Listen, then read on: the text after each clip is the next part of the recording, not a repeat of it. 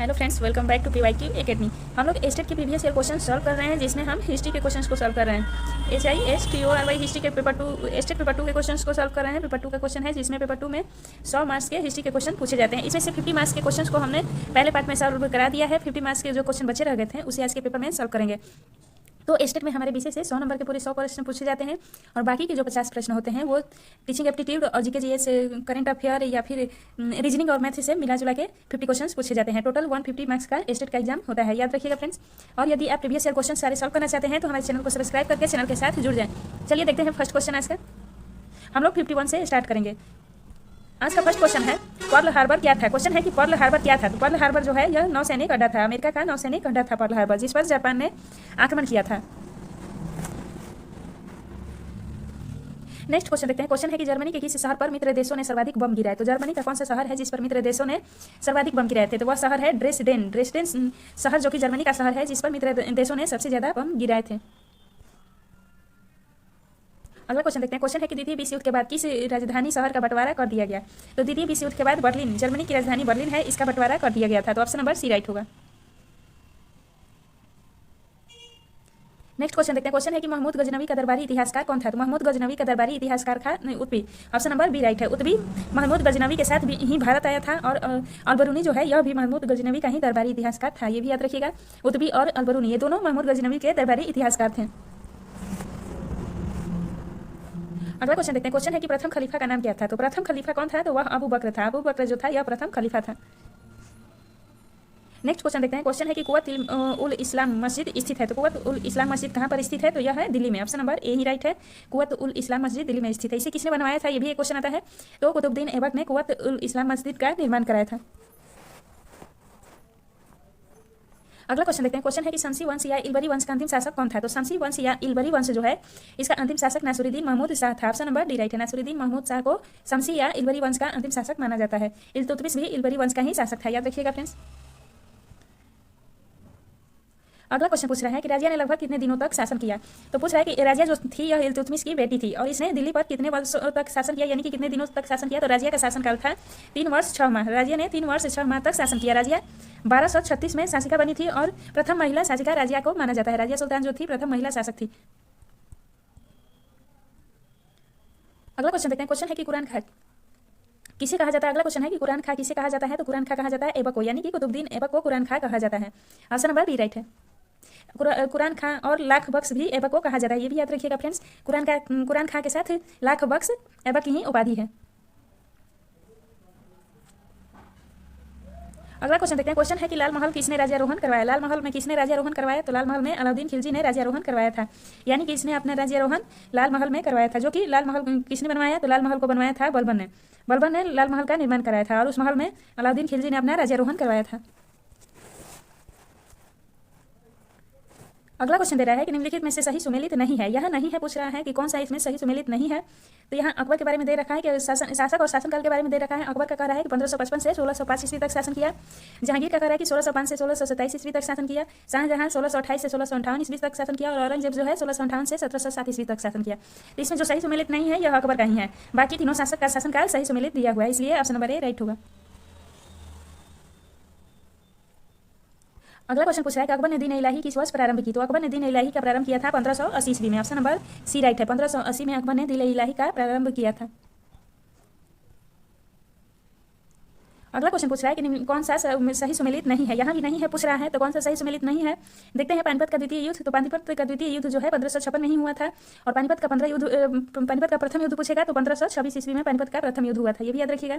हल्दी घाटी का युद्ध पूछ रहा है तो हल्दी घाटी का युद्ध 1576 में हुआ था। किसके बीच हुआ था। तो अकबर और महाराणा प्रताप के बीच हल्दी घाटी का युद्ध हुआ था। रणथंभौर का युद्ध दे रहा है तो रणथंभौर का युद्ध हुआ था 1569 ईस्वी में, ये भी सही है। परंतु चित्तौड़ का युद्ध जो कि 1570 दे रहा है यह बिल्कुल ही गलत कथन है, इसलिए ऑप्शन नंबर डी राइट होगा।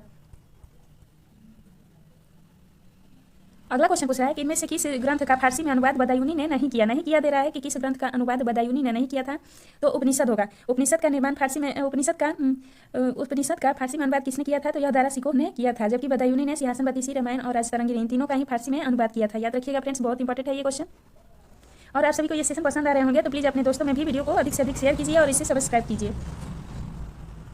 अगला क्वेश्चन देखते हैं। क्वेश्चन है कि दक्कन विजय के बाद की 3 नए सूबों को अकबर ने अपने साम्राज्य में शामिल कर लिया।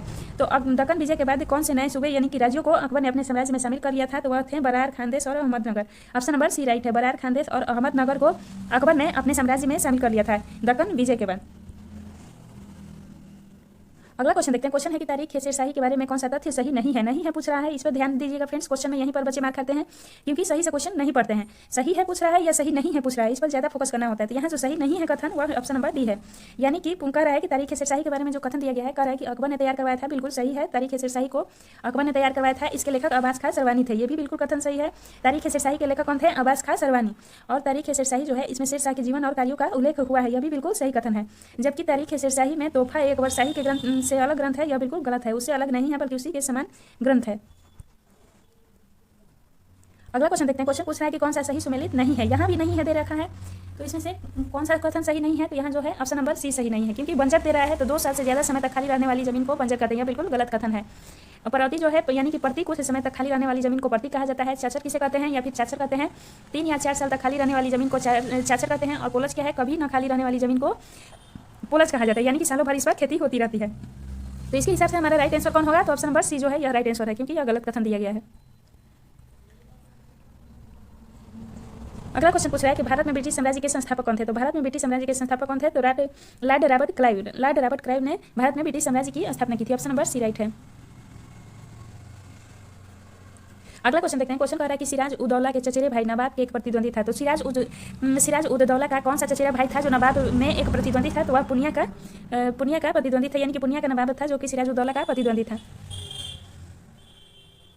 अगला क्वेश्चन देखते हैं। क्वेश्चन है कि निम्नलिखित में से किसने आसफी इमामबाड़ा का निर्माण किया? आसफी इमामबाड़ा का निर्माण किसने कराया था? तो इसका राइट आंसर जो है आसफ उद दौला होगा। आसफ उद दौला ने आसफी इमामबाड़ा का निर्माण करवाया था। ऑप्शन नंबर ए राइट है। अगला क्वेश्चन देखते हैं। क्वेश्चन है कि निम्नलिखित में से किस किले को अंग्रेजों द्वारा पूर्व का ट्राय कहा जाता है? तो किस किले को पूर्व का ट्राय कहा जाता है? तो गिंगी किला को कहा जाता है। ऑप्शन नंबर बी राइट है, गिंगी किला को पूर्व का ट्राय कहा जाता है। अगला क्वेश्चन देखते हैं। बंगाल में शासन की दोहरी प्रणाली की स्थापना किसने की थी? तो बंगाल में शासन की दोहरी प्रणाली की स्थापना रॉबर्ट क्लाइव ने की थी, जिसे द्वैत शासन प्रणाली भी कहा जाता है।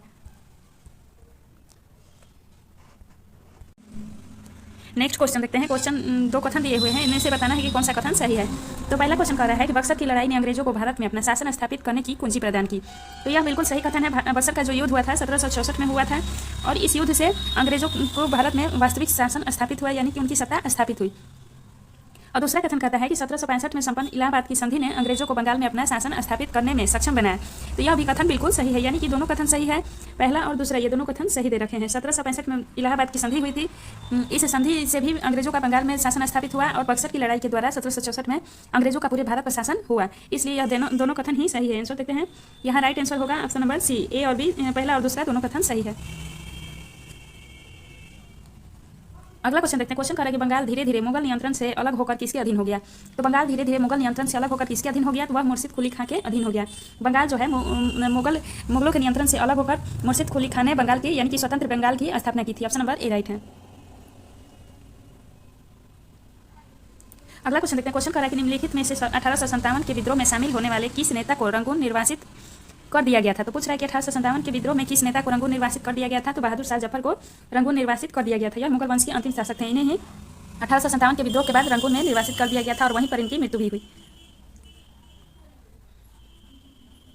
नेक्स्ट क्वेश्चन कहता है कि पटना में 1857 का विद्रोह किसके नेतृत्व में आरंभ हुआ? तो पटना में 1857 का विद्रोह किसके नेतृत्व में आरंभ हुआ था? तो वह पीर अली के नेतृत्व में आरंभ हुआ था। ऑप्शन नंबर बी राइट है।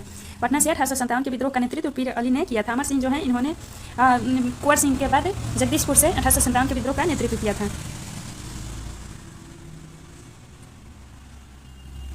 नेक्स्ट क्वेश्चन देखते हैं। क्वेश्चन करें कि निम्नलिखित में से वह कौन सा स्थान था जो 1857 के विद्रोह से अछूता रहा?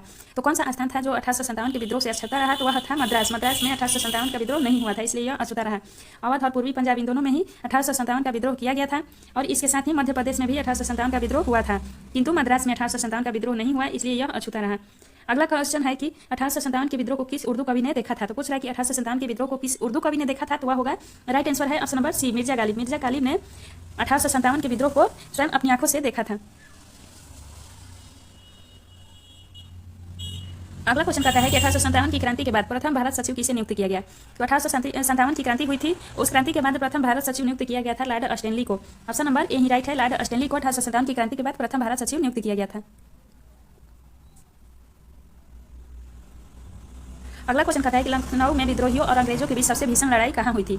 तो पूछ रहा है कि 1857 की जो विद्रोह हुआ था वह लखनऊ में अंग्रेजों और विद्रोहियों के बीच कहाँ पर हुई थी। तो रेसिडेंसी के पास हुई थी। लखनऊ में रेसिडेंसी के पास अंग्रेजों व क्रांतिकारियों यानी कि विद्रोहियों के बीच भीषण लड़ाई हुई थी। ऑप्शन नंबर डी राइट है।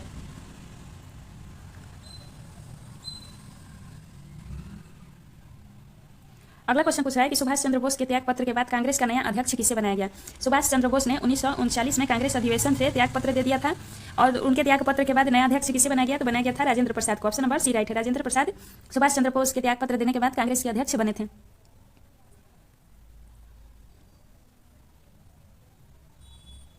अगला क्वेश्चन कर रहा है कि इंडियन एसोसिएशन की स्थापना कब हुई थी। पूछ रहा है कि इंडियन एसोसिएशन की स्थापना कब हुई थी। तो वो हुई थी 26 जुलाई 1876 को। इंडियन एसोसिएशन की स्थापना 26 जुलाई 1876 को हुई थी। ऑप्शन नंबर ए याचना और विरोध की राजनीति करने वाली संस्था है। तो यह प्रसिद्ध कथन किसका था। तो यह कथन था बीजी तिलक का, यानी कि बाल गंगाधर तिलक ने यह बात कही थी कि कांग्रेस प्रार्थना याचना और विरोध की राजनीति करने वाली संस्था है। अगला क्वेश्चन देखते हैं। क्वेश्चन है कि वर्ष 1932 में दीक्षांत समारोह के दौरान किसने गवर्नर पर गोली चलाई थी। तो 1932 के दीक्षांत समारोह में सुनीता चौधरी ने गवर्नर पर गोली चलाई थी। ऑप्शन नंबर बी राइट है। फ्रेंड्स, इस ऑप्शन को बोर्ड ने सही माना है, इसलिए हम इसी ही राइट मानेंगे।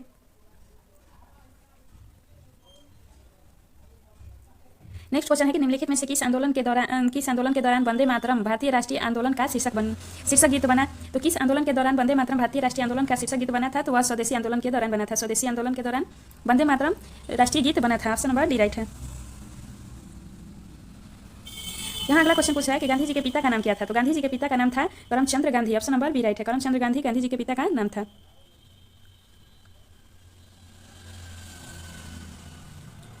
नेक्स्ट क्वेश्चन देखते हैं। क्वेश्चन है कि गांधी जी द्वारा बीएचयू में दिए गए भाषण का सार्वजनिक विरोध किसने किया था। तो गांधी जी द्वारा बीएचयू में दिए गए सार्वजनिक भाषण का विरोध किया था एनी बेसेंट ने। ऑप्शन नंबर डी राइट है। एनी बेसेंट ने गांधी जी के बीएचयू में दिए गए भाषण का सार्वजनिक विरोध किया था। और यह भाषण कब दिया गया था। बीएचयू यानी कि बनारस हिंदू यूनिवर्सिटी की स्थापना के कार्यक्रम में ही महात्मा गांधी ने प्रथम सार्वजनिक भाषण दिया था अपना। इसकी स्थापना कब हुई थी। 1916 में हुई थी। ये भी याद रखिएगा फ्रेंड्स।